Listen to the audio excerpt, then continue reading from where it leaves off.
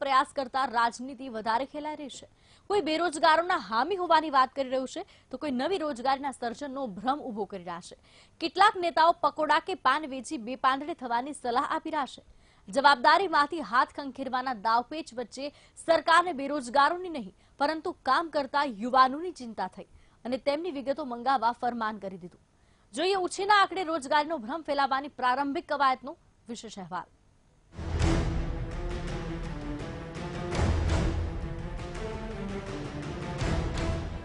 देश में रोजगारी मुद्दे राजकीय पक्षों वच्चे घमासाण मच्यु छे। टीवी स्क्रीन पर देखाता आ बे दृश्यों जुओ। आ बंने दृश्यों देश में रोजगारी की स्थिति अने तेना पर खेलाता राजकारण की तस्वीर रजू करी रह्या छे।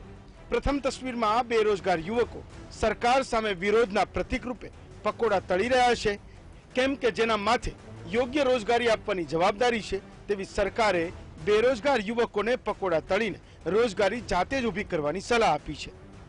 બીજી તસવીર સ્વબળે અને જાત મહેનતે કામ શોધીને પેટ્રોલ પંપ પર નોકરી કરી રહેલા યુવાનોની છે। આ યુવાનોની જાતિ, ધર્મ અને તેમના વિસ્તાર અંગેની ખાનગી વિગતો માંગીને સરકારે નવા વિવાદને જન્મ આપ્યો છે। સરકારે પેટ્રોલિયમ મંત્રાલય દ્વારા देशभरना 59,000 पेट्रोल पंप पर काम करता युवानों जाति और धर्म आधारित विगतो मांगी है। आ परिपत्रनो पेट्रोल पंप डीलर्स एसोसिएशन ने विरोध कर्यो छे। डीलर्स लॉबीए आ प्रकारनी माहिती ने खूब ज खानगी गणावीने आपवानो इनकार कर्यो तो मंत्रालय द्वारा पेट्रोल सप्लाय रोकी देवानी धमकी आपवामां आवी। टूंकमां सरकार कोईपण रीते जाते रोजगारी मेळवी रहेला 10 लाख युवकोनी विगतो मंगावीने तेनो राजकीय रीते लाभ खाटवानी मेली चाल चाली रही होय तेवी शंकाने अस्थाने नथी। हमणा जे आपणी पेट्रोलियमनी सरकारी 3 कंपनी छे ते लोको तरफथी अमारा जे भारतभરના लगभग 55,000 डीलरो छे તેમની પાસેથી એક માહિતી માંગવામાં આવી છે કે જે અમારા પેટ્રોલ પંપ ઉપર જે લોકો કર્મચારીઓ કામ કરે છે તેની પૂરી વિગત માંગી છે। પરંતુ અમે અમારા બધા મેમ્બરો સાથે બેસીને એક એવો નિર્ણય કર્યો છે કે આ માહિતી કોઈ આપણે આપવી નહીં, કારણ કે એ માહિતી આપવાનો કોઈ અર્થ થતો નથી। લોકસભા ચૂંટણી આડે માત્ર 8 મહિના બચ્યા છે। વિકાસના વચનો પોકળ સાબિત થઈ ગયા છે અને 2 કરોડ રોજગારીના વચનોથી ભરેલો ફુગ્ગો ફૂટી ગયો છે। ધર્મના નામે મત માંગવા જતા બાજી ઊંધી પડી જાય તેમ છે, ત્યારે દેશના 70 કરોડ યુવા મતદાતાઓ પર સરકારની નજર ટકી છે।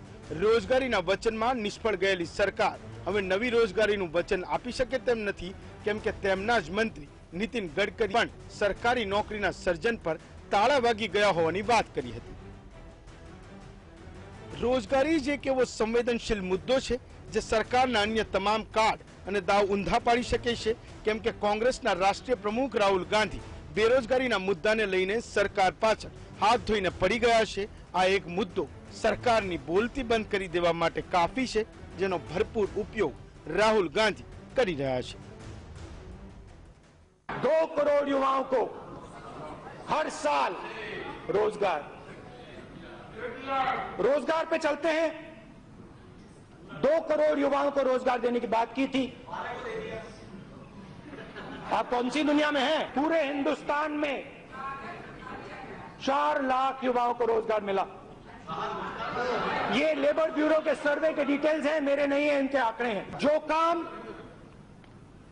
चाइना 50,000 युवाओं को 24 घंटे में रोजगार देता है, उसी काम को आप लोग 400 युवाओं को 24 घंटे में काम देते हो। ये सच्चाई है इनके खोखलेपन की, ये सच्चाई है इनके शब्दों की। सरकारे रोजगारी मेळवी रहेला युवानोनी विगतो एकठी करवाना बदले बेरोजगारीमां सबरता युवानोनी विगत मंगावी होत तो आवकार्य पगलुं गणात।